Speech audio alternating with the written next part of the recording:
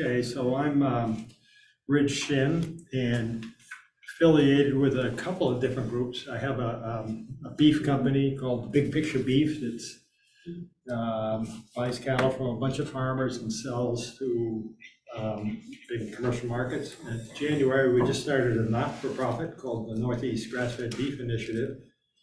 And the whole purpose of that is to kind of find farmers, identifying farmers, see what their paradigm shifts need to be, and then help them with the change, education or whatever. So, when I proposed this talk, my feeling is, if you haven't ever heard me before, that cattle can solve all our problems, okay? They can solve the standard American diet, they can solve getting carbon back in the ground, they can solve flooding, and I aim to show you that through this. So instead of the cow being the problem, which is a lot of people are talking about now, the cow is really the solution, and a remarkable solution, if it's applied correctly. So it's not just the cow itself, it's how the cow is managed. So a cow would destroy land, and a cow could create and regenerate land. But anyway, where I wanted to start was talking a little bit about this whole controversy, beef, it's terrible, it's killing the world, and it's bad for you, and blah, blah, blah. But the reality is the science is showing that beef is actually great for your health if it's 100% grass-fed beef. And it's nutrient dense, and a lot of the nutrients that you can't get anywhere else than from the grass-fed beef. So some of the trends has been the trends that meat's bad. So this is just, I won't read it all to you, but the science is backed up that a lot of the advice on cutting down red meat is weak science. It's not good. This is a recent 2019. And multiple studies show that eating full-fat dairy products is associated with reduced risk of disease, obesity, type 2, which goes against what, if you just read the common press, you might think. But so these are all documented, and you can check it out. Here's one. It turns out that the risk for teen girls, many of who have become, vegans or vegetarians or whatever, and quit eating meat, it's really a bad thing. So half of females aged 11 to 18 lack iron, magnesium, iodine, calcium, and zinc, mainly because they quit eating meat. So all this stuff is readily available in meat. This is like 2022 times. So it is these facts, and you look at the big picture, and people talking about fake meat, they're talking about factory meat, they're talking about cellular meat. The reality is that real beef, raised right, is really positive to human health. And part of it is all about the fat. Again, historically, we've had this bias against fat, low fat, non-fat, blah, blah, blah. Now we understand that animal fats, and particularly, the omega-3 fatty acids are critical to our brain function, to our whole human system. But this is a picture of grass-fed steak, and you see little flecks of white in the meat. That's the intramuscular fat, and that's what gives you the flavor and everything. The fat between the muscles and under the skin is lower quality and gets trimmed off. And a lot of people that believe grass-fed cattle don't get fat. A lot of the studies show that grass-fed cattle don't get fat. And this is one of the things. I was in a session with Lauren Cordain, who's the paleo researcher out of Colorado, and he was talking about how these paleo people would go and kill these aurochs, these cattle that stand 6 or 7 feet tall with sharpened wooden sticks. And he's saying they're going for the lean meat. And I put my hand up and I said, how do you know the meat was lean? All you got is the bones. They were killing those animals for the fat. But he said, well, all the research says the grass-fed beef is lean. And if you go on a lot of people's websites, they say, well, we have lean meat. But the reality is the research is very biased, because what they do, and I've talked at length with researchers like Susan Duckett at Clemson, they take 100 head of cattle, and then they put 50 of them on grain, and they leave 50 of them on grass. When the 50 that are on grain get fat, they kill them all. Guess what? The ones that are on grass are lean in comparison to the ones who are fed grain. But I said, why did you spend 50 grand? All you determined that it takes longer to get fat on grass than it does on grain. You didn't determine that grass-fed is necessarily lean. And we produce a lot of beef that's fat. And we've actually tested it, Clemson. And what she does is precipitates the fat out of the meat, measured it, and it's clearly fat. But anyway, there's a whole lot of those issues. We could go way down the rabbit hole. But a few years ago, we did this study where we took a grass-finished steer and a grain-finished steer, and we went to this restaurant, or it's a butcher shop / restaurant in Baltimore, and we had Carrie Underley, who's from Chicago and a third-generation butcher, come down. We spent 3 days, and we cut up both carcasses, and we measured, weighed everything. We weighed the fat, all the pieces, and get some really good data. And then, of course, we took the meat they were cutting out, we took it into the restaurant and had them cook it and have people taste it. So it was very interesting, and the grass-fed beef did remarkably well. But it was, fat grass-fed beef. So these are some of the benefits that are long established. CLAs is conjugated linoleic acids, which show a promise of fighting cancer. One of the only places they're created is in the rumen of a ruminant. So there's been a lot of artificial CLAs because we began to see that it's fighting cancer, but the only way it can be manufactured naturally is in the rumen. And then the higher omega-3s, there's a lot of people that say omega-6s are bad, omega-3s are good. Well, they're both critical. They just need to be in the right balance. So, and you absolutely need these things for your brain to function, but typically when you feed grain, you have 10 omega-6 to 1 omega-3. When you feed grass only, you get about 1.2 to 1. So it's the ratio that's critical. And again, we have this research that we did at Clemson, and once you get through we sent 8 samples, 8 steaks, and she called me right up and she said, "Rich," she said, "I know you didn't feed any grain because the ratio was 1.2 to 1, but these cattle were all fat." And I said, "Yeah, so because we cut them fat before we harvested them." So it is, but those, both omega-6 and omega-3 are EFAs, essential fatty acids. You have to have them, and this is one of the places you get them. And then all kinds of antioxidants are in the meat and very high levels of vitamin A and E if you raise them on a 100% grass-fed diet. Vitamins and trace minerals, all these things. What the research is finding, very recent research, is that there are all these phytonutrients that are in the grass that can't get into the human diet except through the cow eating that grass. They get incorporated into the meat and milk, and then the human can have access to them. But the phytonutrients are, there's just it's a whole new field of the research that they're doing and finding that those things do get incorporated in the meat and milk. But twice as much riboflavin, it's grain-fed, threefold the thiamine, and this is all very recent research, 2021. So this is when there's a recent book out that you all should get. Everybody's heard "You Are What You Eat," but the recent book is "You Are What Your Food Ate."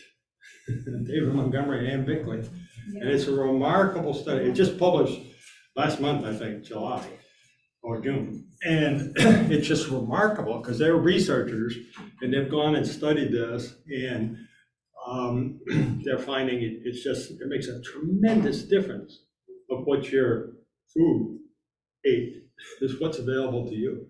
And this is some of the results on 200,000 species of wild plants.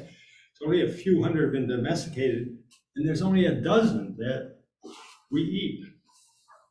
When you stand back and look at it, it's just a remarkable, you got all this diversity out there, and we as humans only have this little tiny bit available. Unless you eat grass-fed beef, where you're getting all these nutrients coming into the meat and milk, is what the research is showing us. So, really the challenge is, and I don't have a whole lot of slides, I'm not gonna spend a whole lot of time on this. I typically pound away at the feedlots and how terrible it is, but when you look at it, this is a picture of a feedlot. This is a picture of grass-fed beef. 97% of the cattle in this country are raised in this scenario. And so what this picture is that you're looking at, each of these are pens where there's 100, 150 cattle. There's over 10 to 12,000 animals in this feedlot. The grain is fed in these alleyways. What this is all the nutrients, manures, urine that are coming from this feedlot and ending up in this lagoon, which you don't have to know much about it to say, oh my God, look at that. And then what happens is the lagoon breaks and it goes down to Mississippi and it ends up, in the water. So it's just an obscene way to raise cattle. The cattle in the pens, the cattle are typically treated with antibiotics, because you can imagine, you're going to spend 3 or 4 months standing in a pen with 100 other animals. So the manure, urine, the fecal dust, all that stuff, all these, pneumonial problems that they have, and the easiest way to get them through that kind of bad situation is via antibiotics. And the other massive problem in the feedlot are things like E. coli, and that kind of thing. One of the things that the research shows that, E. coli, nobody wants it, right? You don't want it in your hamburger, you don't want it in your spinach. I'll tell you, acid-resistant E. coli. But what happens is that E. coli is naturally existing, but when you feed grain to the rumen, it creates acidosis. So they can't take a buffer, but what they do is that on the feedlots, one of the big inputs is baking soda. So they bring it in by tractor trailers, mix it with the corn, try and buffer the rumen. But the research out of Cornell has shown that if you were to take cattle off the corn ration for the last 14 days of their life, let them eat grass or hay, you virtually eliminate acid-resistant E. coli. So it's a remarkable situation, but there's many of these health problems that come from this.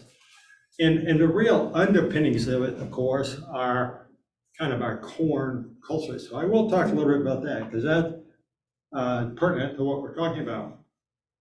So corn is, again, it's like the cow. It's not necessarily the cow is bad, it's how you raise the cow. It's not the cow, it's the how. And the same thing with corn. Corn's a remarkable plant.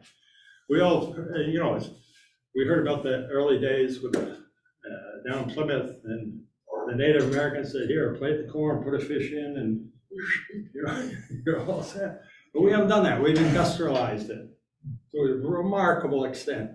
And now the way we grow it, it's bad for the soil, bad for the climate, bad for the bovine health, bad for the people that eat the meat because of the omega-6, omega-3 lack of balance. But some of the things that happen with the corn is that plowing, for instance, used to be everybody plows. Well, now we know plowing's not good. Because when you plow the soil, you let the soil carbon wants to meet up with some oxygen and become CO2. That's just its lot in life. Carbon wants to go and grab oxygen and become CO2. When you plow, this is what happens. You have all of this CO2 coming out of the ground, basically, and going into the air. So here's the reality in this country. There's over 97 million acres of corn and soy planted. And the only reason it's planted, because if we pay our taxes, taxes go as a subsidy to the corn farmer, which makes it cheap, which means, okay, well, let's take it to the feedlot, feed the cow. It's just like, you stand back and look at it. And now, as time goes on, now we begin to understand, oh my word, we need fertilizer, because raising corn today is kind of like a hydroponic situation. The soil is just a medium. We put in the seed, we bring the fertilizer, we bring the nutrients. And where do the nutrients come from? Ukraine. Where's the fertilizer coming from? Ukraine. I mean, stand back and look at it. It's going on a boat, this fertilizer is coming to America, it gets transported to the corn, it's poured on the corn. A lot of it goes off in erosion and ends up in the Gulf of Mexico, killing the Gulf of Mexico. And you stand back and look at it, it's like, oh my God, why is this happening? And mainly it's the subsidy. These farmers that farm corn aren't necessarily bad people in any sense of the word. They're trying to make money, and that subsidy is the difference between making money or not making money. So they grow corn, and they get that little premium. And it ends up being this really horrendous scenario. So here's a map. This was in Huffington Post. I don't know if you can see the colors that well, but the green represents places in the country where human food is grown, and the red represents where non-human food is grown. So you look at these states of Iowa, Indiana, Illinois, the old prairie, you can't see the numbers, but it's 97% is corn and soy. So, what I tell people is, I could stop the flooding of the Mississippi, I could cure the drought in the West, and I could cure human obesity. You just have to give me the 3 states of Illinois, Iowa, and Indiana, and a big herd of cattle. I'd fix those problems, and I know I can do it. Nobody's taken me up on it yet. But the reality, you look at those states, and they're all in the Mississippi. I'll show you a little while about the permeability of the corn. I mean, it's a huge, huge problem. But it's a very, so those states growing almost all their cropland, 97 to 98% corn and soy, and a big, big proportion of that goes to feed cattle, which actually makes them sick and creates the tremendous nutrient loading problems downstream.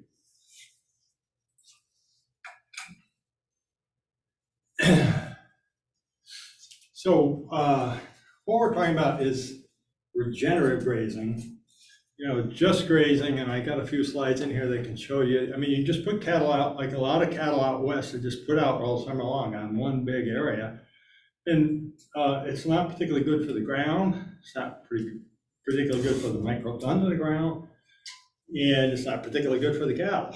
So what we're proposing is this holistic plan grazing, or the term in the research is AMP grazing, or adaptive multi-paddock grazing. There's a lot of peer-reviewed research that's been done.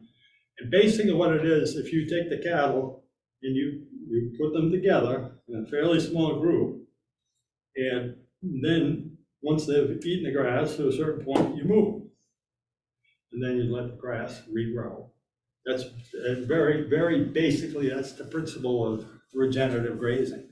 But by doing that, you keep, you have a polyculture of the grasses.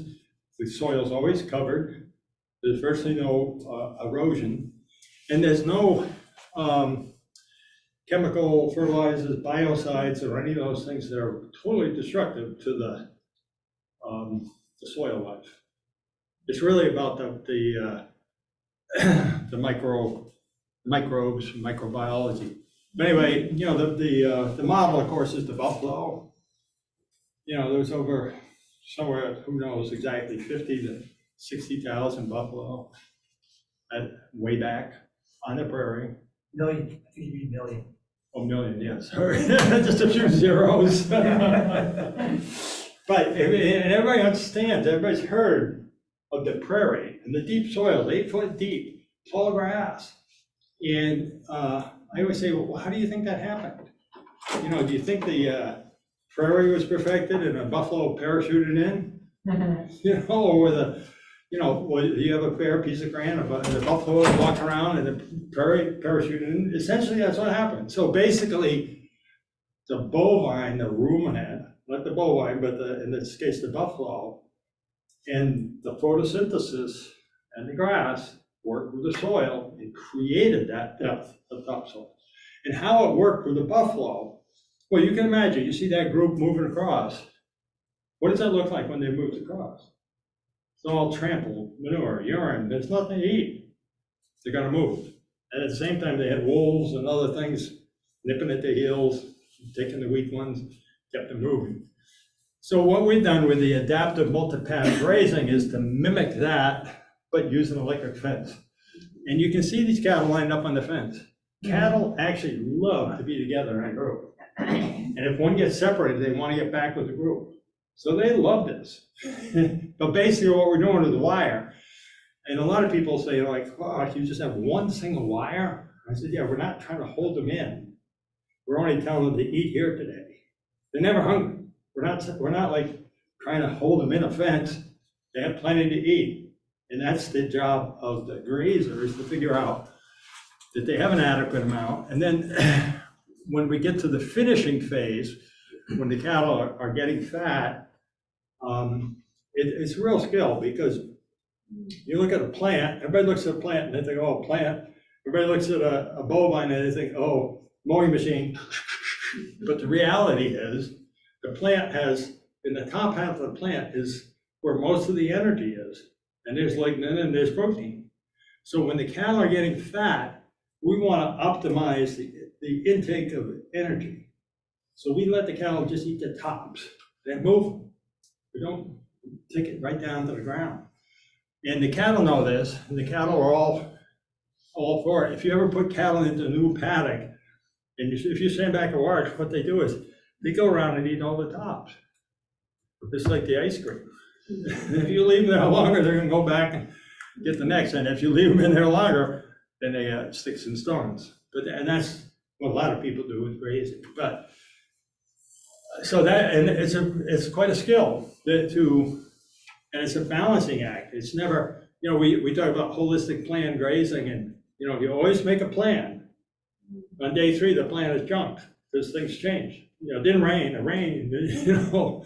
And so you have to constantly measure, readapt, and then that's the adaptive part, and make sure, you know, I've talked to some people and said, wow, can we do this with electronic collars and from an office with drones and blah, blah, blah. Like, no, you can't.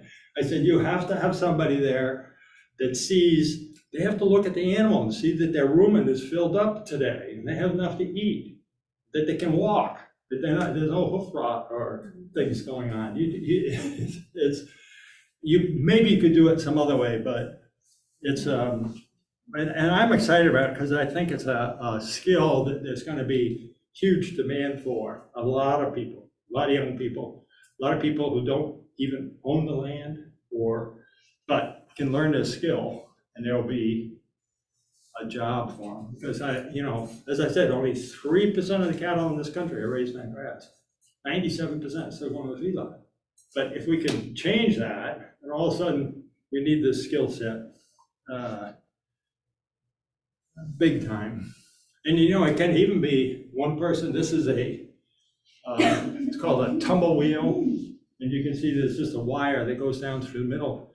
And you can actually get on the end of that fence 600 feet away and walk, and the wheels just turn. And the cattle, of course, they're right there because they know what's going on. And they'll just follow along.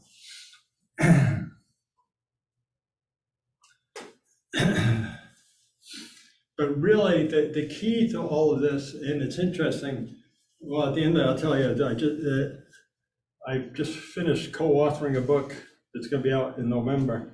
But one of the key things that's fascinating is that when the cow only has one set of teeth. So the cow can't go chomp, chomp like a horse. What the cow does is it swings its tongue out and grabs some grass, it pulls on it.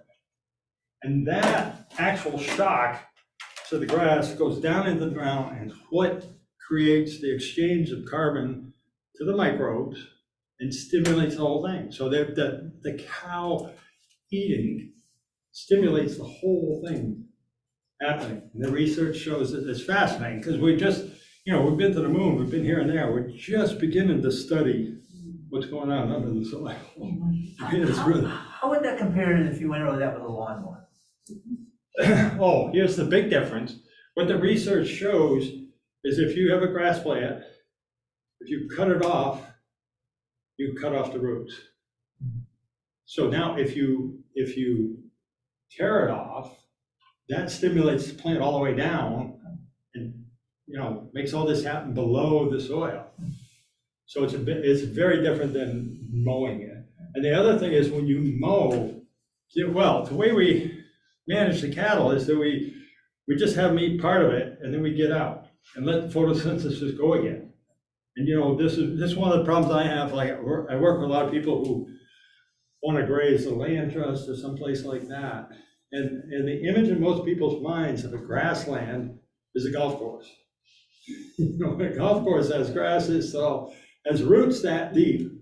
So you're constantly putting in nutrients, watering it, you have no resilience at all. You get into this, if my grass is 4 feet tall, my roots are 4 feet deep. And, literally, I mean, right now, in this area, people are saying, well, we have a drought.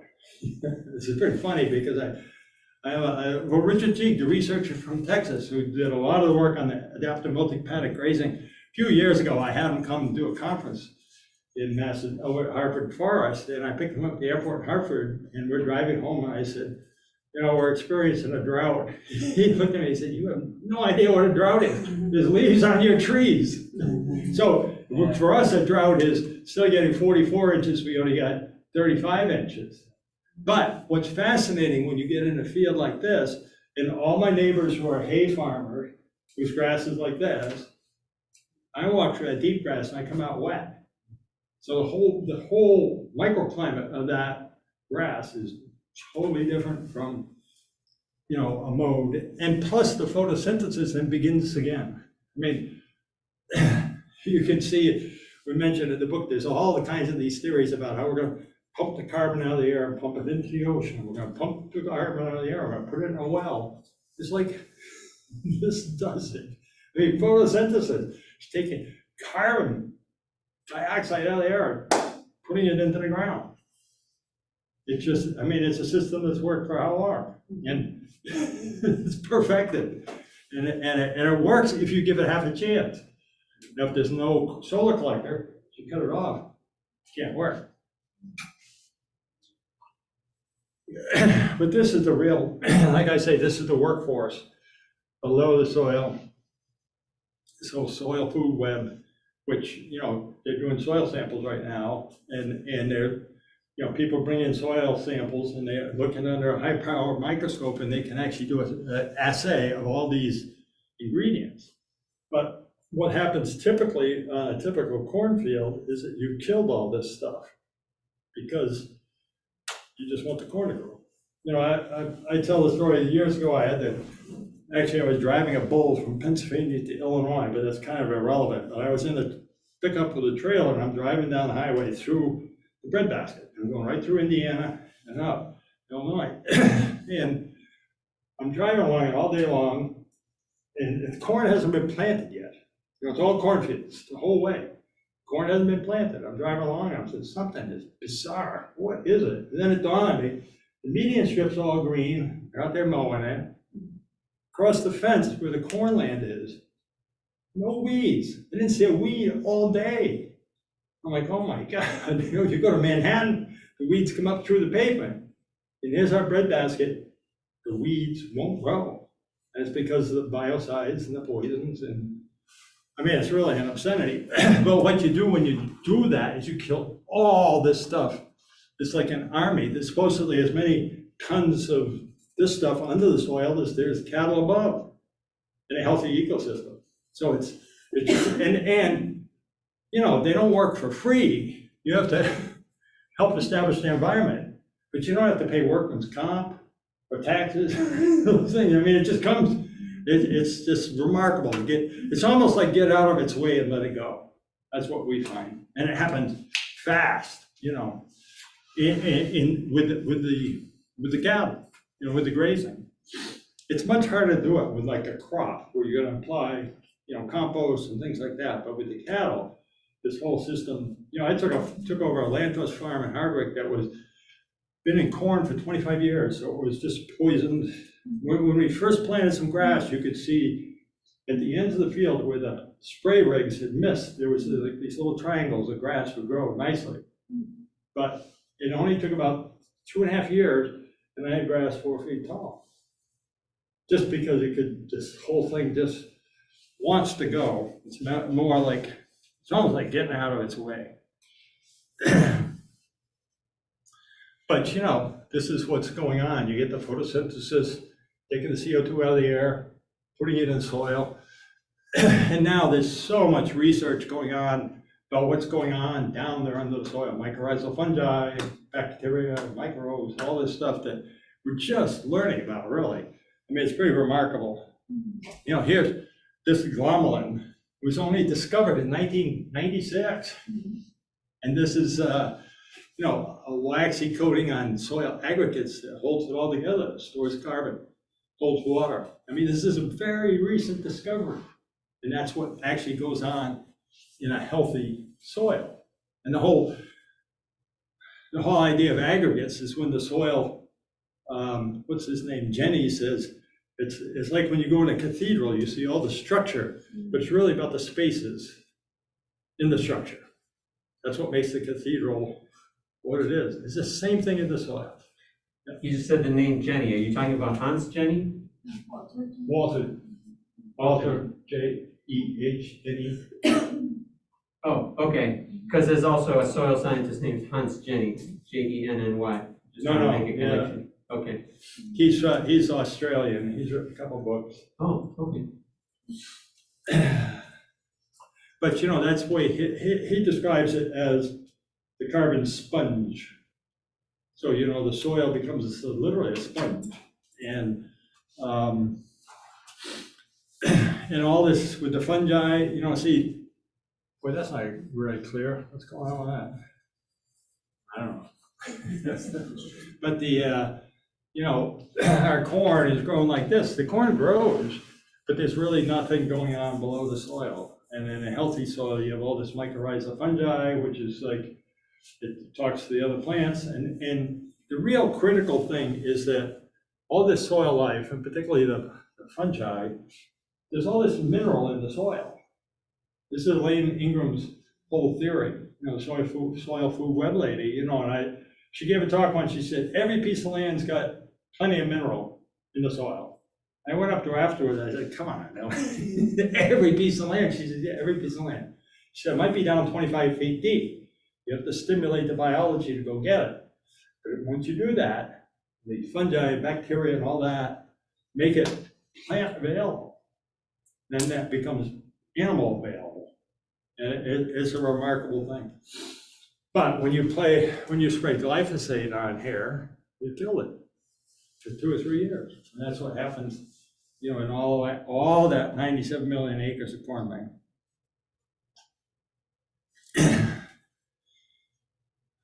We could talk forever on cover crops.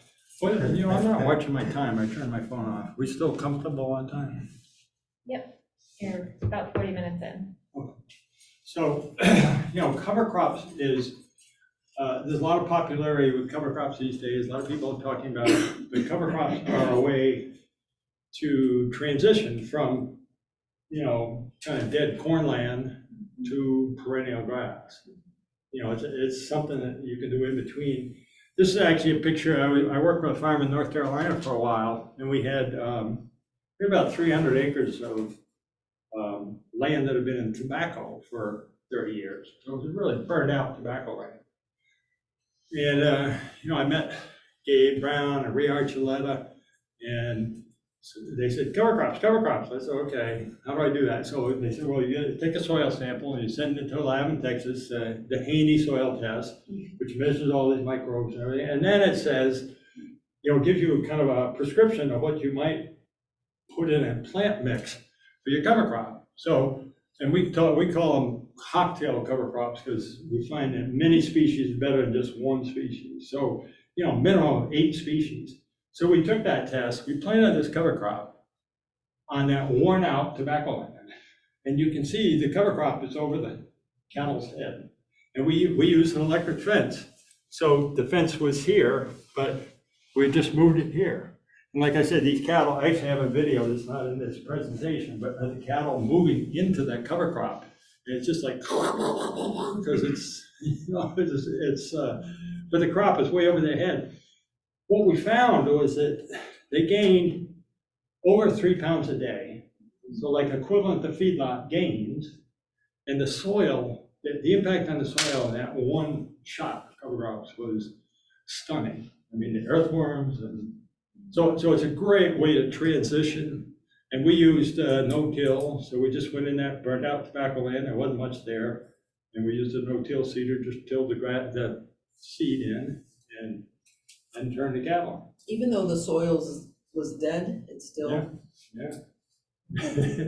The plants are remarkable in that they, if they just have a little bit to go on, they go. And these are different, again, it's different species of plants. So, there's some grazing corn, there's chicory, there's turnips, there's all kinds of different things in there that have different abilities. Well, like chicory is a remarkable one. On the land that I took over that was been in corn for 25, 30 years, we went around the farm with a penetrometer, testing the soil, and we hit a hard pan at like 8 inches everywhere. But in the seed mix that I planted chicory. So we went over near the chicory plant and went down 3 feet. So the chicory plant has this taproot that just breaks through that, breaks through a mechanical hard pan. The hard pan comes from plowing for years on end, and the plow just smears the soil at that 8-inch depth. It makes it like a rock under the soil, so the roots can't penetrate. And the chicory just like right through it. Then it turns out chicory is also very high energy feed for cattle. So it's kind of win-win. But it is remarkable. I mean, this stand, no-till seeded into that burnt out land, and there it is. You generally run about 45 days in between, to go back to that same piece of land? Or? It depends entirely. There's no recipe. So, here in the Northeast, you could even go a shorter period than that. It's really, what you're looking for, it's really not rest of where you left, but it's the regrowth. So you want those plants to get to a point where they have like 3 leaves. So, not just grow again, but grow a little bit more. Because one of the interesting things about cattle is that, and if you talk to university, they're saying, well, graze the grass when it's 8 inches tall because it's beautiful, it's high energy, blah, blah, blah. But there's no fiber. And when that animal eats it, there's no fiber. They get sick to the stomach. So, in the springtime, you see it all the time. People turn cattle out, and you see the manure shooting out the back, squirting out. And it's like they got a tummy ache. They're miserable. They're certainly not gaining weight, and they're not making milk. And yet, everybody does that. And then in the fall, and I've seen this with really good grazers. I was down on a farm, I'm not gonna name it, but pretty famous farm, and we're measuring cattle, linear measuring cattle in the fall. So we went through the summer slump, and we got this, new vegetated grass. And all these cattle, they said, you gotta give them some fiber, give them some dry hay. Poor cattle, and they're like, oh, look at the grass, it's beautiful. I said, no, go look at the rumen. It's not. That's the final test, is the cow. But it is, so I'm in a roundabout way to answer your question, it depends. So like when I had this quarantine out in California, and the grass only ever grows about that tall, okay? But when we test it with a Brix meter for sugars and everything, it's remarkably powerful grass, but it will not grow back until next year. So you got one pass through, and then you gotta wait till next year, because of the rain. It doesn't rain from like May till September. Yes. But here where we have the water, I mean, it's the Northeast real unfair advantage. So we have all this water that makes it regrow. But it's always a judgment to when the plant is regrown. It's not really a timing, it's a matter of doing that. And this is a big one in terms of making money doing this, is grazing in the wintertime. And most people say, well, where I live, it snows. But the reality is that if you left something for them to eat under the snow, the cattle will go and eat it.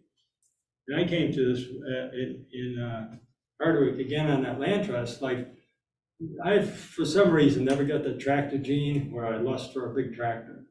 So I've never had a tractor, but I needed a tractor. So I borrowed my neighbor's tractor. You know, I put some tires on it for him. We made a trade. But what I did is I fed all of my white wrapped bales in October. So I took 2 days in October and I put the bales on. If you went and did a Google map, you'd see it like marshmallows all over. Then I went out there and I put electric fence. I stuck the fence posts in the bales and put a fence, and I just left one bale a day to the cow. So even in the dead of winter, I could walk out there with snowshoes and my jackknife, and I could open the bale and let the cattle eat. Every time I opened a new paddock, and these are bales that I bought from somebody for $50, the cattle would go over and start eating whatever's on the ground. I'm like, wait a second, I paid a lot of money for that. Hey, that's the good stuff. No, they prefer eating this stuff on the ground. So that got my attention. So next year I saved about 4 acres. We didn't graze it. And that year, actually it was 2010, and the Time magazine came out and did an article on me and my cattle. And they sent a photographer in January 15th, and it was freezing. So, you know, I put the cattle out in that snowy, there was like 8 inches of snow. And in all the pictures you can see behind me, cows got their heads down there eating the grass under the snow. So we're done with the photo shoot, and I opened the gate to where we had the stored feed and protected in the trees, but I left the gate open. The cattle finished that 4 acres before I went, you know, they went back to the stored feed. I'm like, oh my God, they prefer this. So the next year I got a SARE grant that I actually study it, and it, so basically I got, I don't know, 10 grand or something to send samples to Dairy One over in Cornell. So basically what I did is I took 20 acres and I quit grazing it in July, no cattle, brought the cattle in December, January, and February. And in July, I took forage samples, sent them to Dairy One. And then December, I took forage samples, January, February. And then I had, my advisor was actually Stephen Hebert from over here at UMass, and I didn't know what to do with all this data, but he made this nice graph where you could see the things we measured forage declined over the winter. You know, the relative feed value, total digestible nutrients, all those things you measured kind of going down. It's like, okay, we expect that. So I asked him if he could plot on the same graph a bale of baleage, a bale of dry hay. So he took a bale of dry hay from the UMass farm, and the bale of baleage I had a test from the guy I was buying hay from. Guess what? They were lower in TDN and relative feed value than the grass in the field under the snow. It's like, okay, now how much did it cost to make that hay? Put it away, bring it out, on and on and on. But it was really pretty remarkable. So this is the, and actually it's a SARE grant, so you can search winter grazing Massachusetts. You see the whole study in the narrative. I'm sort of out of the loop. Remind me what those letters stand for, SARE. Sustainable Agriculture, Research and Education. Yeah, research, yeah, it's a Something like that. USDA grant. Research and, the last word is education? Education, yeah. Yeah, thank you. Yeah, actually, the Northeast SARE is based at UVM in Vermont. But you can see this is what the grass looked like Wow. all winter long. You know, so it looked dry, but like I said, and if you go look at that study, you know, I'm so enamored of the manure, there's pictures of manure patties in the study, because when I could see what was coming out, I knew the gut was functioning perfectly. You know, they were getting nutrition they needed, but then they were getting enough dry matter. And then if you look at the cost parameters, I went to my neighbor who was, I was buying hay from, and I said, Dan, what does it cost to make one of those white wrap bales? And he goes, I don't know, I don't really want to know. I said, well, let's figure it out. So we figured out it cost $40 to make the bale, and I was buying them for 50. I said, okay, Dan, how many bales per acre? He goes, yeah, 10 or 11. I said, okay, easy math. You're netting $100 an acre. I said, how about if I pay you $100 and I'll graze your grass? You can sell you $500,000 worth of equipment, and you can either help me move the cattle, or you can sit on your porch and watch me move the cattle. He looks at me and goes, no, this is what I do. I said, Dan, that's the problem. Your wife works out to support your habit of making hay. You farm 100 acres, or 150 acres, so you net 15 grand. Really? You're not paying for that big tractor with a CD player and all that. But it's a hard sell because It's his man cave, that's why. yeah, right. I mean, it's really, it's like, it's fighting uphill. But it is fascinating. And so, in New England, everybody says, oh, well, it snows. So then I tell a story about my friend Glenn Barlow, who lives in Gillette, Wyoming. So he went to a ranching for profit school. Dave Pratt put these two scenarios side by side. So it's the same farms, identical farms, same number of livestock, same equipment, same everything. And the exercise was to see which farm makes more money. So the one farmer was an excellent farmer. He made his hay, put it in the barn, he beat it up, brought it out, fed the cattle over the 10 years. The other farmer went to Hawaii for 10 years. So which farm made more money?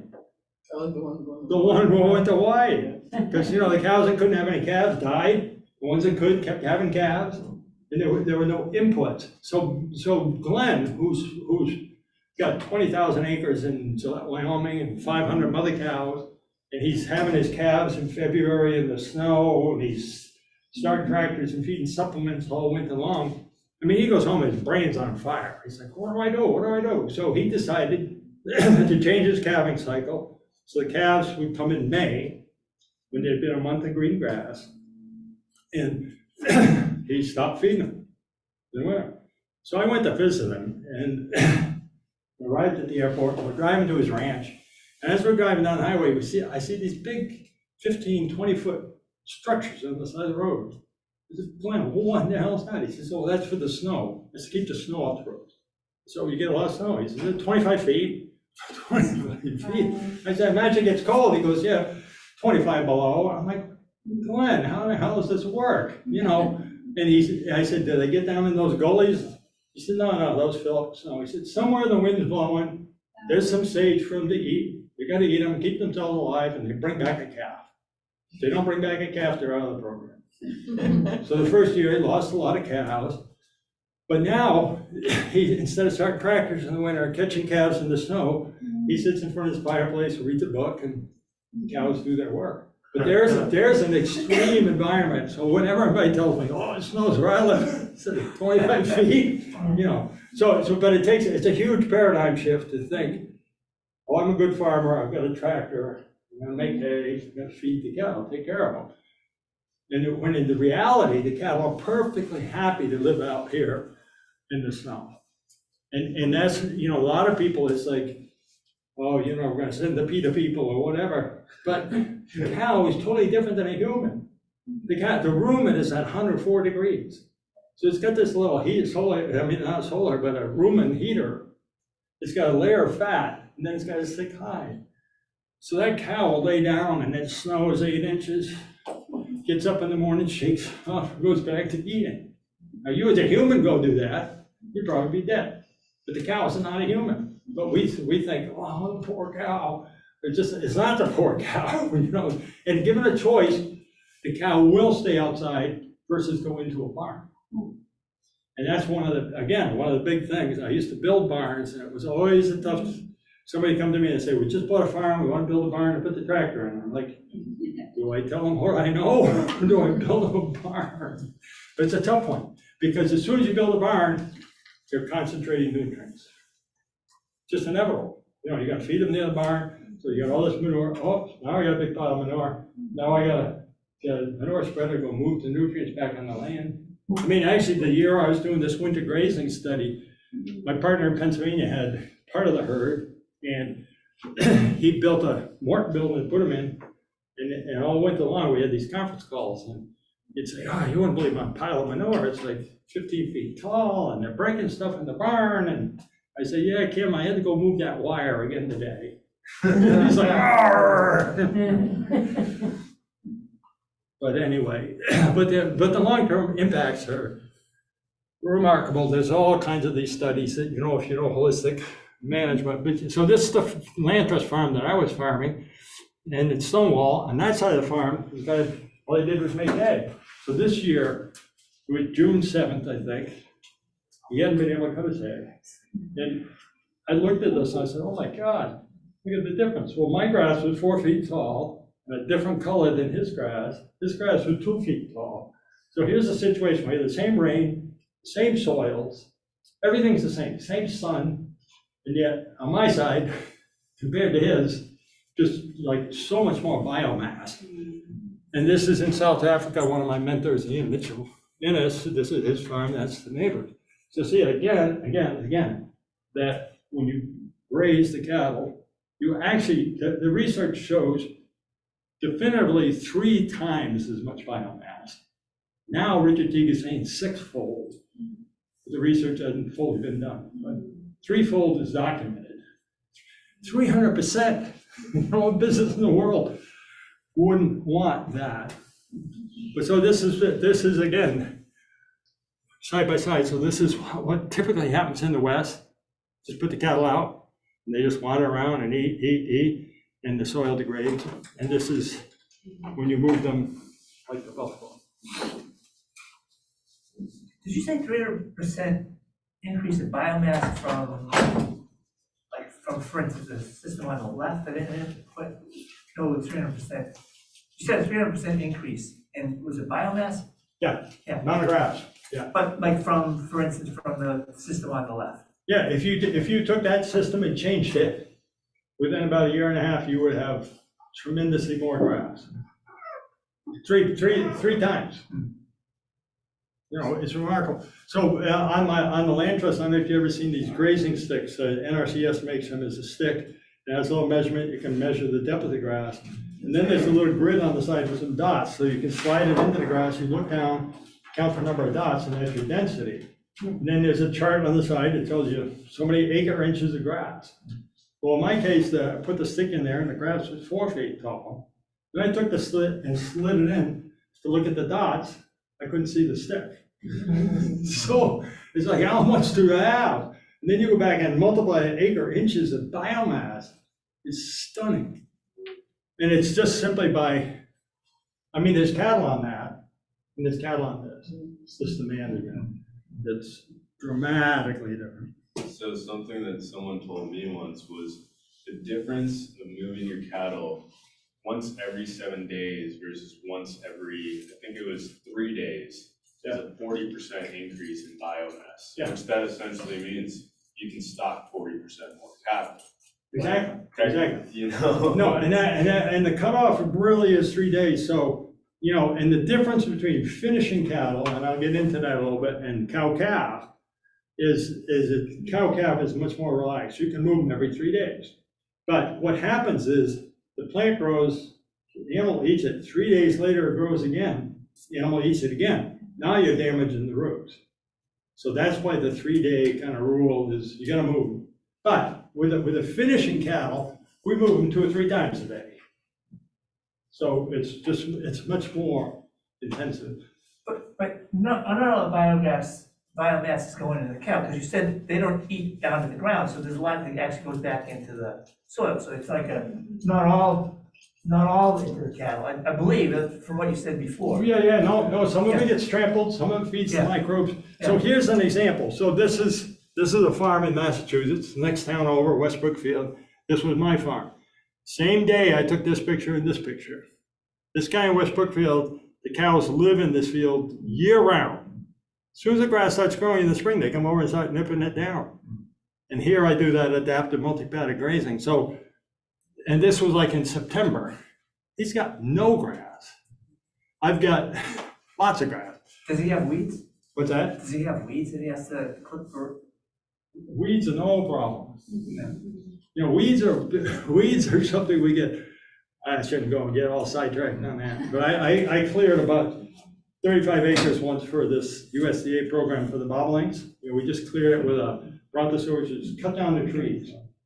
And the second year, the first year we had we had this monoculture of jewelweed. The second year, the thistles came in. And these are big thistles. I talked to my buddy, Jim, who's now deceased from out in Illinois.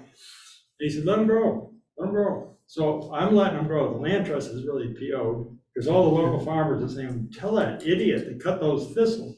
So these thistles grew to be like that. They were over my head. But what Jim pointed out to me is they're pumping calcium and selenium. Yeah. From your caproot, it's down there 6 feet. So the next year I went with the stewardship committee of the land trust. I said, you guys were really worried about those thistles, right? Yeah. I said, well, let's go look. Well, there were no thistles.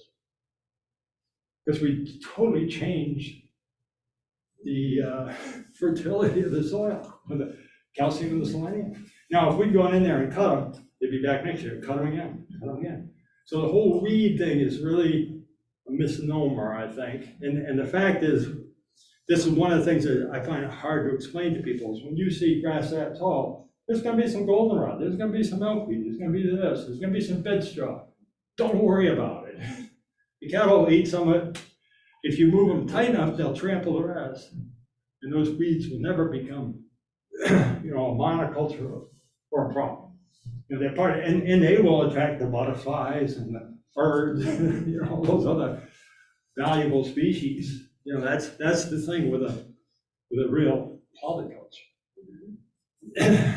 Anyway, that's, you know, that's just more to that point. But the management is remarkable. This is a slide of Christine Jones's, who's from Australia. So again, side by side, farm, the dad died, left half the farm to each son. The son on the left did rotational grazing. The son on the right carried on with conventional. This is in 28 inches of topsoil in 10 years. And everybody says you can't, you know, it takes eons to build topsoil. It absolutely doesn't. You know, it's just remarkable. So that's 2 soil cores from the 2 farms and different management. So this is the one I was telling you about. This is on our website. This is a video. So this is a guy from, he's actually a government guy, an NRCS guy from South Dakota. And so he did, what he's doing there is a perk test. So he just took a piece of pipe, pours in a quart of water, sits there with his cell phone and measures how long it takes to go away. So it's not real, totally scientific, but, you know, pretty scientific. So he tested 3 scenarios. The first scenario was corn land that had been planted no-till, the best possible management.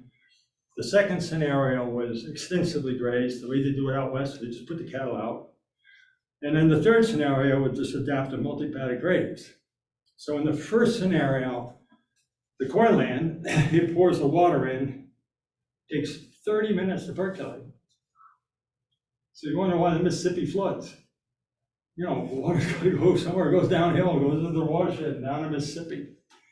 So he goes over to the next, the extensively grazed piece of land, dramatically better, 7 minutes to percolate. Then he moves over to the adaptive multi-paddock grazed, 10 seconds to percolate.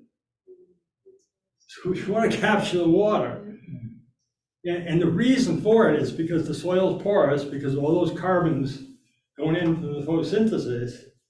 And what happens, of course, is that as the water penetrates, the carbon grabs it. The carbon's a sponge.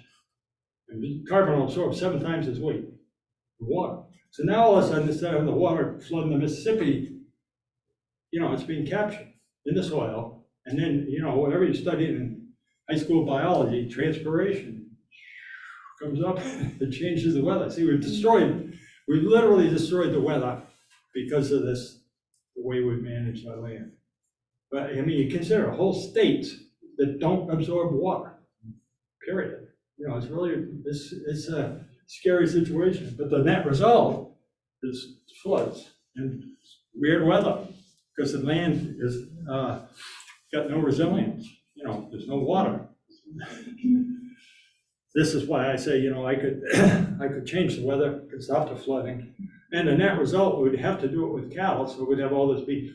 You know, so, but it's really kind of remarkable. I mean, it seems so simple, but it's complicated. So here's the other one. Everybody says, oh, cattle, methane, blah, blah, blah, blah. It's just a total bull. I hate to say it. So if you're a scientist, and you put a cow on concrete in the lab and cover it with plastic and start measuring the methane, well, you're gonna get some methane. Now, if you take them, put them on a feedlot, you're gonna get some methane. You put the cattle out there where they belong, the difference in the diet changes the amount of barking. What happens is there is methane exuded, but there's methanogenic bacteria that occur naturally outside in the grassland. And they use that for food. So they eat the methane. So the net is dramatically less. There's a lot of science. When you read our book, you'll see that, you know, the methane is neutralized by hydroxyl compounds in the soil. But that's within the rumen, or that's in the atmosphere? No, that's in the atmosphere. So, But so doesn't- there's still some methane, but a lot less because of the diet. Yeah. And the fact is, you're in a natural environment where there's methanogenic bacteria exist. And, you know, that's one of the things, when they had the oil spill in the Gulf, and they're trying to contain all the oil, and then all of a sudden there's a lot of oils going away. Well, methanogenic bacteria showed up to eat that. And in the natural environment, they're there. But isn't methane a gas that's lighter than typical air, so wouldn't it tend to rise rather than drop to the It would, soil line? but look where their nose is. What's that? Look where their nose is. Oh, yeah. I mean, that's what, Yeah. right? Oh, because the methane comes out their mouth. Yeah. Yeah, I think people, Yeah. how many people don't realize that? Yeah, Our it's not methane cow farts, comes it's out the birds. other end. Yeah, right. Yeah, people really don't understand. You're not talking about 100%, you're just talking about a good percentage. You're What's not that? talking about 100%, you're talking about, you know. Oh, yeah, but see, and you know, I can refer you to the studies that show the net benefit of grazing like this, the amount of carbon that we put down. Yeah, oh, yeah. And you know, the whole system. I mean, one of the things that's really frustrating is they do what's called a life cycle analysis of the feedlot.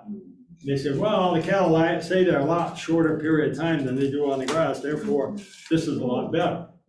But they don't go back and study the cost of making the corn, trucking the corn. So they do a life cycle analysis of the feedlot. They don't do a life cycle analysis of the system. If they did, they would find that this is, Well, if I can add, I'm an organic inspector, I look at, you know, lots and lots of soil tests. And what got me excited about this is you look at a typical cultivated field, and the organic matter is, you know, 3% isn't bad, 4% is good. But I look at pastures, especially well-managed pastures, the organic matter is, you know, 7-8%. exactly. And that's all, Exactly. that's thousands of tons of carbon that are. Exactly. And the carbon is coming from the air. Yeah, I mean, it's just, the photosynthesis is remarkable. How am I doing that time? Am I run up against it? You got about 20 minutes. Oh, plenty of time. So, yeah, so what we found is going into the marketplace, this is me selling meat in Big Y. We're in all the Big Y stores. And, you know, the stores and universities and distributors, actually, we were in a program before COVID with this Performance Food Group. She has a brochure with us and pictures of us and our logo. But they're a $50 billion distributor, and they have clients. Well, in February before COVID, we landed the Gillette Stadium, Dartmouth College, Brown, Yale. And we were like, oh my God, here we go. And then COVID hit, and all stopped. I mean, it didn't slow down, it was gone. But these distributors and stores, they want this product. And if you go into most stores, they have grass-fed beef. The problem is most of the grass-fed beef is from Australia and Uruguay, 85%. And the real crime is that you can bring a container load of beef trim into the Boston Harbor, you unload it, and you can take it to a processing plant in Sutton. There's a big one in Sutton. They grind it up, they put it in a package, and they can label it product of the USA. As long as it was ground in the USA. It's obscene. You know, you go into the store and you're looking for grass-fed beef, and you're going, oh, product of the USA. It's an obscenity, but it is the reality. But anyway, the challenge for us coming into this is to develop enough volume of consistent high quality. So you've had a number of people attempted it, like in a co-op where everybody's got different animals and everybody's got the different, and then somebody tries to sell all that meat. It's all different. Some's good, some's terrible. You know, so trying to put it together to get some volume is it's challenging, but that's been what we've been trying to do, because the market they don't want intermittent. You might be a nice person, but they don't put up with so much tough, unpalatable meat. You gotta have a saleable product. So actually, this is our theory that we've been working on for years and still working on. But, so we have cow-calf farms. So national average in the US is the farms that have the calves, and I could drive you in a 10-mile radius and point out 10 of them. They have 30 or 40 head of cattle. And the farmer is part-time. You can't make a living with 30 or 40 head of cattle. So the farmer teaches school, sells tractors, or they do something else for a living, and takes care of these cows. So now it comes time to market the cows. And what happens is the local cattle dealer comes and says, well, I'll take those off the hand. And then the cattle dealer puts them in the large groups, and they all go to the feedlot. So the statistics in the Northeast is over 500,000 beef calves born every year, and the vast majority of them go to the feedlot. So the cattle are already here. They're just getting aggregated, and then they go to the feedlots. So our theory is, instead of having them go west, we assemble them into a large herd on a finishing farm, a grass-only finishing farm. And I don't think I have a picture in here. We have one up in Vermont. It was Mark Cesario. It's got 1,800 contiguous acres of grass. So it used to be a dairy farm, but they took all the hay land out of grass. They took the pasture land and put it back into amp grazing. Corn land and put it down the grass. So he's got 1,800 contiguous acres. Last year he had 650 head. The year before he had 850 head. So, you think, oh, 850 head. Well, you can go out and move 30 head of cattle in exactly the same amount of time you can move 800 head of cattle. You just need bigger paddocks. So now all of a sudden you have labor into the number of head. It's remarkable. And in fact, cattle, this is actually a picture of Mark's farm right here. But that's the opportunity. We have about 5 finishing farms so far. We've got a couple of Amish folks up in central New York. But, in terms of dairy, has been really decimated.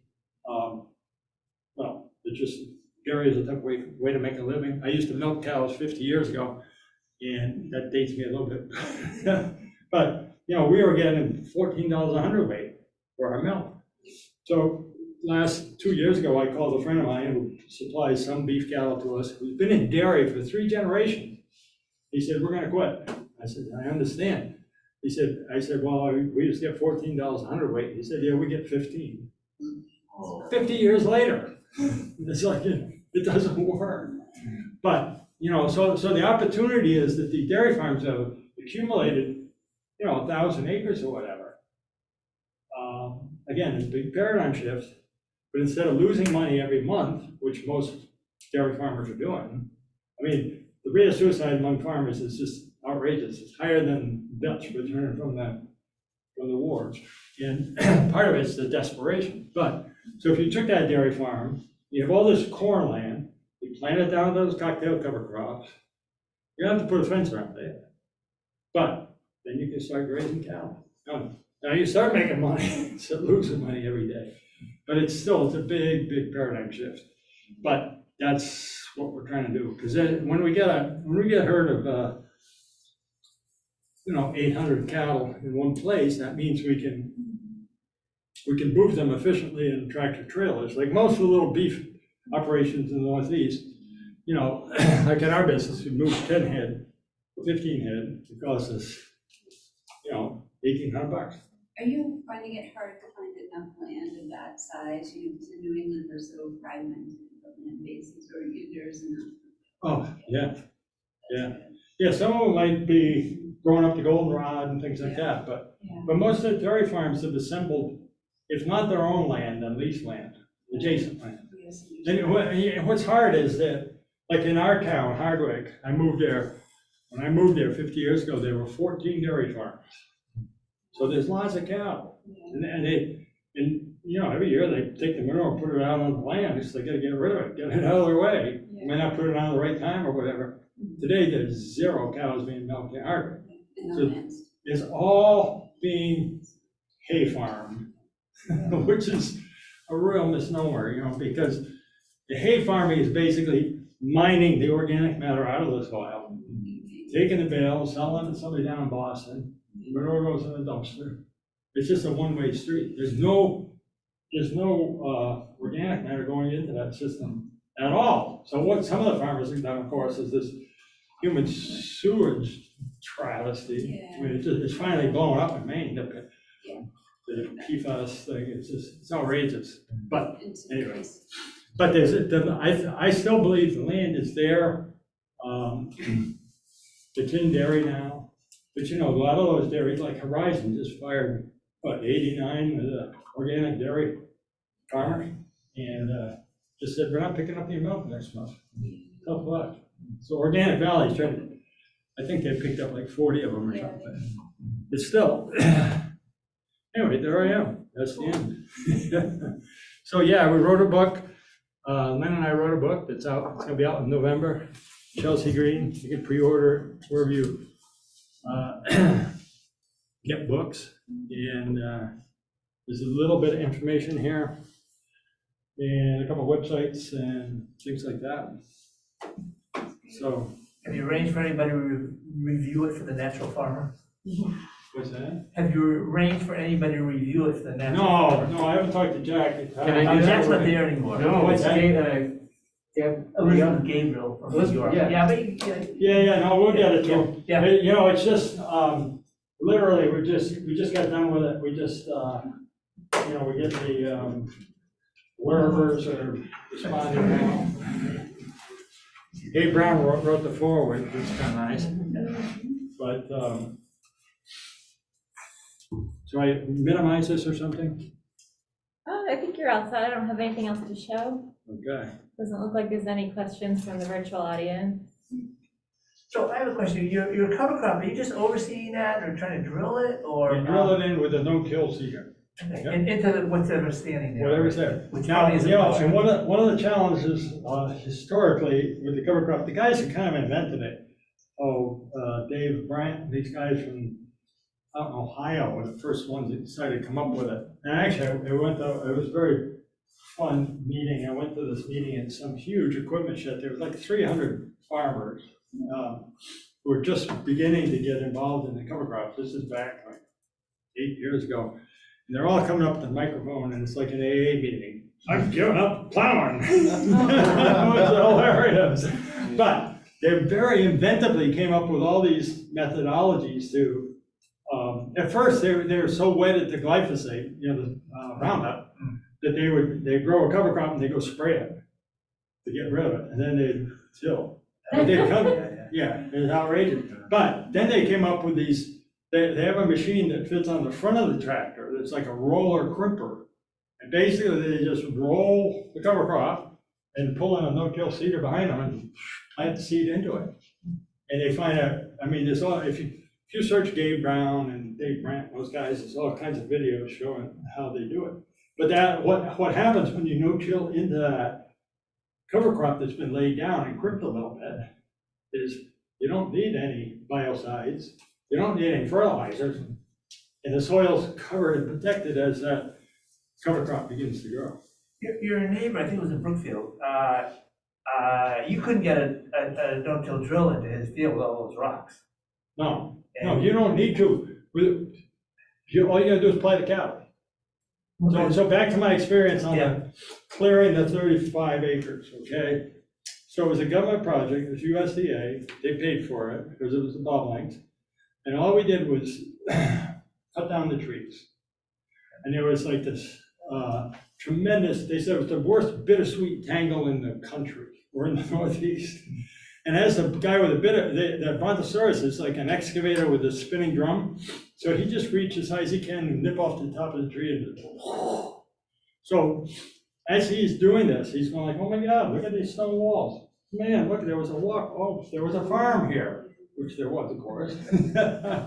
But it was like, the land was like this. But what was fascinating is I went with my penetrometer, up in my plowed field, hitting the bottom like this.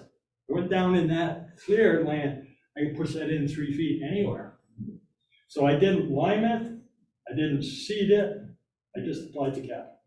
So the first season, the bittersweet came up like with a vengeance. And the USDA had made me put some Roundup in my budget to kill the bittersweet, because I knew it was just gonna be terrible. Well, it turned out cattle love bittersweet. So I put the cattle in, they ate the bittersweet, and I moved them out. Bittersweet came back. So by August, I'd done this 4 times. And the guy from the USDA called me up and said, Rich, you didn't use the poison. It's gonna be out of control. I said, Mike, you better get in your car, come out here and take a look. Couldn't find a plant. The cattle would go in the stone wall, pull it out. It was stunning. But what happened is, the seed's already there. Seed will be in the ground for 60 years. So between the scarification by the hooves, the nutrients getting light in there, grass began to grow. It didn't need to be planted at all. So one of the first classes I went to here was on the thing they call jumping worms. Do you have a sense on how grazing might help address that problem? Have you? I don't know anything about jumping worms. No. Well, my feeling, of course, is the cattle and grass and grazing solves all problems, but it's not, some of it won't be pretty, but it gives you a very resilient, see, one of the things that I found when I started grazing there in the land trust, well, we got bobolinks, big time, but we got all kinds of other birds coming in with the cattle, eating the manure and pecking away, and we had all kinds of butterflies, it just became this vibrant ecosystem, basically. That was, and it's interesting, on the neighboring farm, I took over another farm that was like, been in corn for 25 years, and we planted a perennial, and it didn't grow very well. We grazed it, and the next year I planted something else, teff and, I don't know, brown rib sorghum or something. But then the third year, I went over to the farm, and I was like, I wonder what I'm gonna plant this year. And as I'm walking out to the field, the homeowner comes out with me, and he goes, when did you plant the red clover? So I had a monoculture red clover, over 10 acres. I said, plant seed. All we did was totally change the condition. We changed the microbe, we added some nutrients, we get the sun in there. Now, we graze that, and what's interesting is we would feed a, what we call a cafeteria mineral. So 12 different minerals, 12 different buckets, so the cattle can choose what they want to eat. And, I didn't know much about it, but all of a sudden I noticed vitamin A was flying out of the box. And I called the guy who sold me the mineral. I said, okay, Jim, educate me on vitamin A. He said, well, it's a detoxifier. I'm like, oh my God, what am I poisoning them with? He said, well, it's probably the nitrates in the clover. So, but I grazed about 20 head of my heifers from this Devon herd, some of the best cattle I had on that acreage all summer long, moving them around. But they had access to minerals. And when the guy from New Zealand that I got the herd from came to visit, he said, man, those are the best looking cattle in the whole place. But they had the ability to buffer, what they were. But then the next year, that all came back into a monoculture. More typical of the area, so red clover, orchard grass, but there was that one year where it was just like, and again, we planted a seed, it just came up. So that's why I say, if this guy with no grass, if he simply put up a fence and put all the cattle on one part of it, he would, his grass is already there. It just doesn't have a shot at growing. And then what happens when the cattle are raised like that is, of course, then there's the, bittersweet, multiflora rose, juniper, all these things they won't eat. Those get bigger and bigger and bigger, So when you raise it like that, it's really a hard concept. I had another farm in Hardwick Way. It was about 40 acres, and I made my grazing plan in February, and I decided I was going to graze here and here. And this farm, I was not going to bring the cattle there until September. So all summer long, the grass is growing. The neighboring dairy farmer keeps calling the homeowners and saying, you want me to come mow that hay? You're wasting the hay. I said, no, Jerry, leave it. I'm coming in September. 40 head, don't worry. So twice the neighbor, you sure you're wasting the hay? We showed up, and of course, a lot of the grass is tall and lignified, but then there's all this, young stuff underneath. And the cattle went through, and we made them in narrow paddocks, so they trampled what they didn't eat. And it worked great. But the human is like, oh, what a waste. You didn't cut that, put it in the barn. Like, no, it wasn't a waste at all. And I made it work. And the cattle were, again, were verified by their manure. The cattle were very healthy, functional.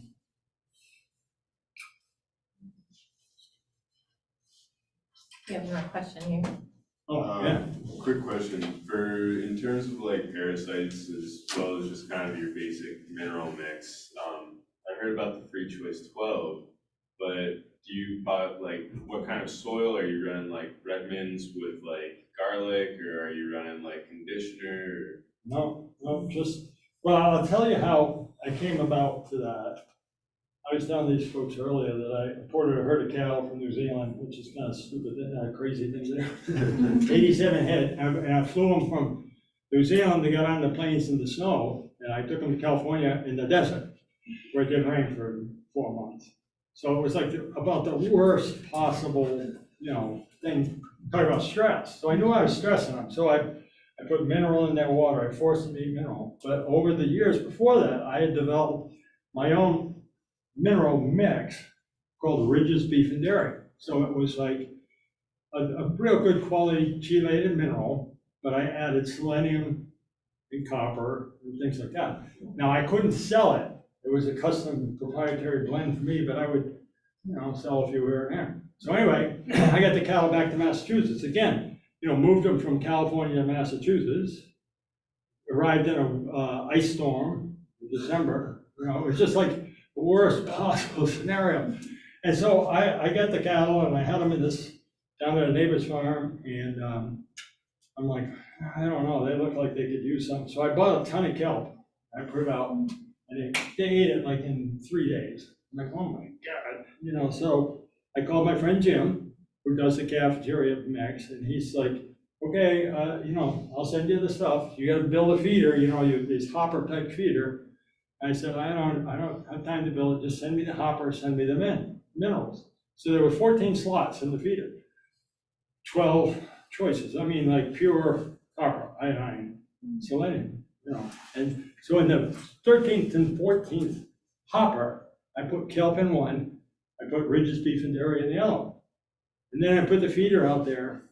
The cattle came up, and they didn't go down shopping. They just went right straight to the copper and selenium. They ate it all.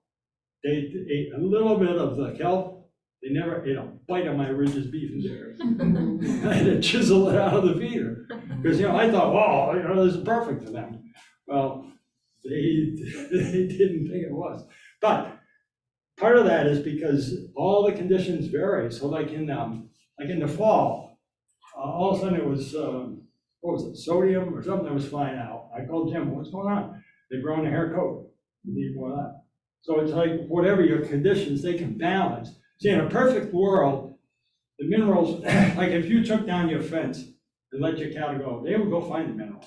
They'd probably end up in Montana or someplace with young soils, Wyoming, someplace like that. But we put them on this land and say, you gotta eat here. And we can't guarantee, and so we have to, once we get the microbiology going, and we're pulling those minerals up from 25 feet down, but until we get there, we do have to supplement, give them, a choice, basically. It's more expensive, but it's, at the end of the day, that mineral nutrition affects what you're talking about, worms, pregnancy, lactation, foot rot, all those things totally impacted by the mineral. So if they don't have it, then you're gonna see some of those. And then the other thing that's fascinating is part of that is getting the energy in the plant. So some of those, when you eat the plant all the way down, you have too much protein in that bottom of the plant. I had my mentor, Ian Mitchell-Ellis from South Africa came, I was running a seminar, and I got to have him as a consultant on either side of the session. I had my cows out there, and I thought, they're looking pretty good. The grass is nice, yeah, great. And I bring him to the airport, he gets out of the car, and he just looks at the cows, said, too much protein. You haven't walked over there, what do you mean? So he takes some litmus paper out of his pocket, he goes over and tests the urine, he said, see, it's off the wall. I don't even know what you're talking about. Educate me. He said, well, the plant's like this, energy's in the top, and as you keep them in this paddock, you make them eat just this. Too much protein is gonna give you a foot rot, and we were beginning to get a little bit of pink eye precursor, I'm like, oh my God, so what do we do? He said, well, you have two choices. You give them a bigger area, and they'll take care of it, or you can move more often. Well, we're just gonna do this conference. So I talked to the guy who worked for me then, and I said, look, let's just give them a bigger area. And I had this friend who's a vet who was with me at the beginning. After the conference, 3 days later, she stopped by to see the cattle. She said, unbelievable. 3 days of changing that amount of energy made to the health of the cow. But that was a hard lesson to learn. But once I learned that, when I open a new paddock, like I say, I always stand back and watch, and the cattle go in, and they know how to do it. If you go in the woods and you see where there's been some deer, what do? They ate the tops of the plants. They don't graze it down to the dirt. They nip it off. And the cattle were doing that, given half a chance, that would be what they would do. So just kind of working with them. Right on time, perfect. Oh, there you go. Great. Thanks for asking questions.